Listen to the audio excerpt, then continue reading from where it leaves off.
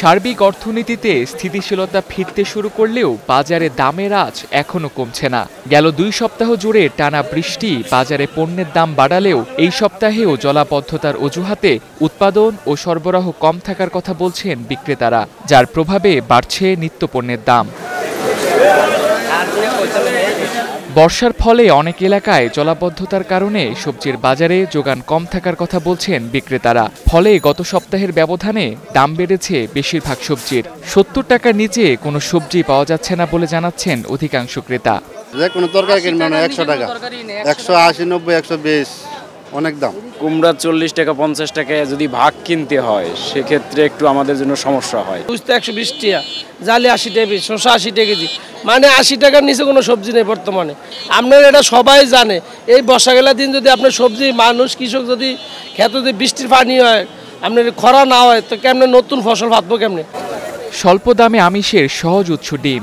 তবে গেল 2 সপ্তাহের ব্যবধানে ডজন প্রতি দাম বেড়েছে অন্তত 30 টাকা। লাল ডিম বিক্রি হচ্ছে 150 থেকে 160 টাকায়, সাদা ডিম 140 থেকে 145 টাকায়। হঠাৎ ডিমের এমন দাম বৃদ্ধিতে বিপাকে ভোক্তারা। ডিমের দাম তো বাড়ছে, আমাদের প্রয়োজন প্রত্যেক দিনের পুষ্টির জন্য, সেগুলো স্যাক্রিফাইস করতে হচ্ছে। আগের মতো কোনো ইনকাম নাই, খরচ বেশি, বেঁচে থাকাই এখন কঠিন হয়ে গেছে।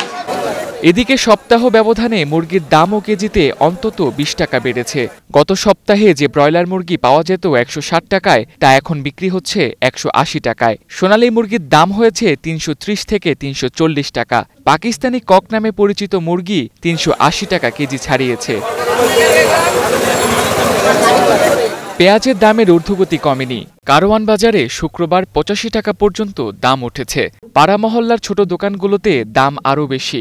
এদিকে গত সপ্তাহের মতোই বাড়তি আদার দাম বিক্রি হচ্ছে 250 থেকে 260 টাকা পর্যন্ত। ক্রেতা ও বিক্রেতাদের অভিযোগ, সিন্ডিকেটের মাধ্যমে এসব পণ্যের দাম বাড়ানো হচ্ছে।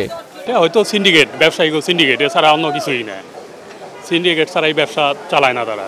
আগের দাম একটু কম ছিল, আগে এখান থেকে 40-50 টাকা করে কিনছি, এখন 2 সপ্তাহের ব্যবধানে দেখতেছি 80 টাকা করে হয়েছে। মাল তো দেশে আছে, হয়তো মাল ছাড়তেছে না দেখে দাম কম, বেশি দাম বাড়ছে। এই মাল যখন ছাড়বে তখন দাম কমে যাবে। অন্যদিকে মাছের বাজারে যোগান কিছুটা বাড়লেও দামে তেমন প্রভাব পড়েনি। প্রায় সব প্রজাতির মাছই গেল সপ্তাহের দামেই বিক্রি হচ্ছে।